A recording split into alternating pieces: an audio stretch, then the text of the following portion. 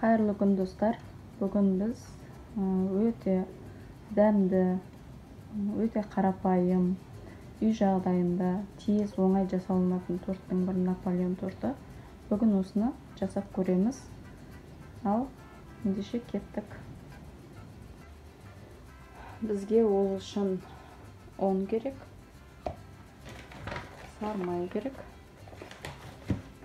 су, салқын су, 2 жұмыртқа, сосын 7-9% уксус керек, креміне сгущенка и сармай керек болады. Ал енді бастаймыз. Ең алдымен ұнымызды ситадан өткізіп аламыз.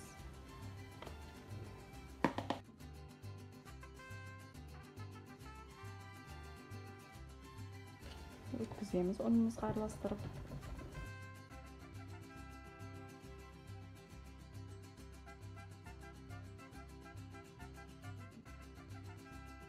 Мұздай суымызды аламыз. 2 жұмыртқамызды жарып қосамыз.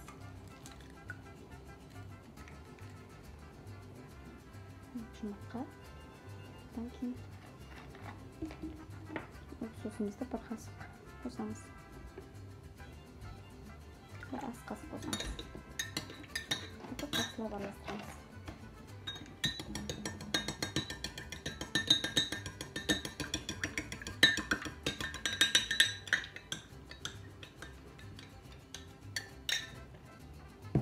Жақсылап араластырып, ұнымызға қосамыз.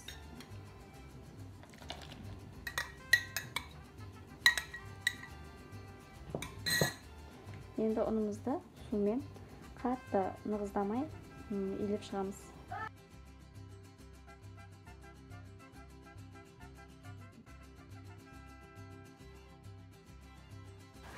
Жақсылап илеп болғаннан кейін осындай қамыр болу керек. Бұл қамырды қазір пакетке салып, холодильникке 2 сағатқа қойып тұрамыз. 2 сағатқа холодильникке саламыз. Ал енді кремімізге кірісеміз. Ең алдымен өлшеніп алған сармайымызды комнатный температурада еріп тұру керек. Одан кейін сгущенкамызды қосамыз. Сгущенка қою болғанын жақсы. Мен көбінесе осы 3 желанияның сгущенкасын қолданамын.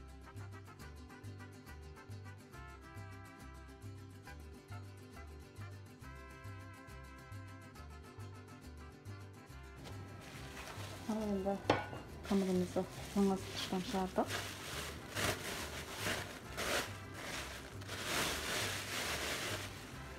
Бұл қамырды енді 12 бөлікке бөліп, диаметріміз 24 см қылып 12 бөлікке бөлсек болады, или 8 бөлікке бөлсек болады.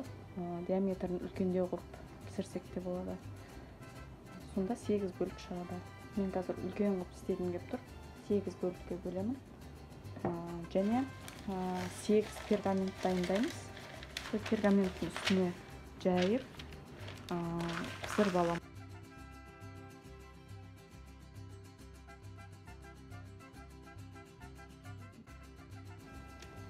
Мен 32 диаметрлі крышкамен кеспекшімін қамырымды.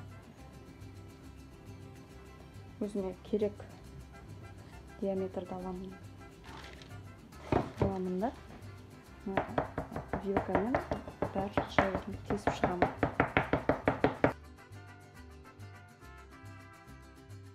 Осылай 8 листімізді де осылай жасап шығуымыз керек. Неге піскен қоржамыздың шеттерін осылай сындырып аламыз. Бұл бізге тортымызды әрлеуге керек болады. Осылай шығады, осылай піседі.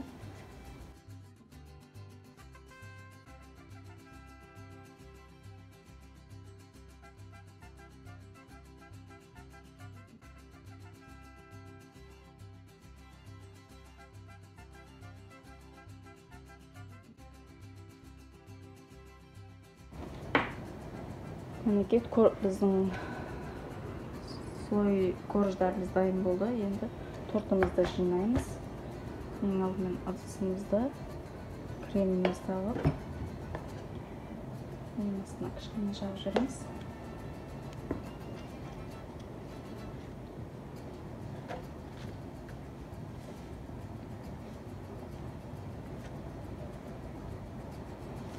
Әр қабатқа 1-2-3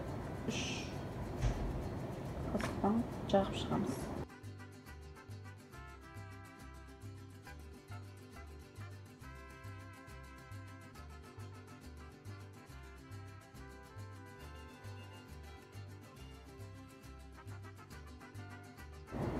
Барлығын осылай жағып, кейін шетіндегі қалған қамырларымызды, піскен қамырларымызды осылай езіп, Наполеон тортына оформление жасаймыз.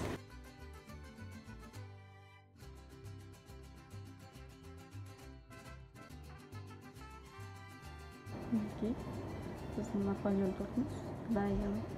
12 сағат холодильникте сақтауымыз керек.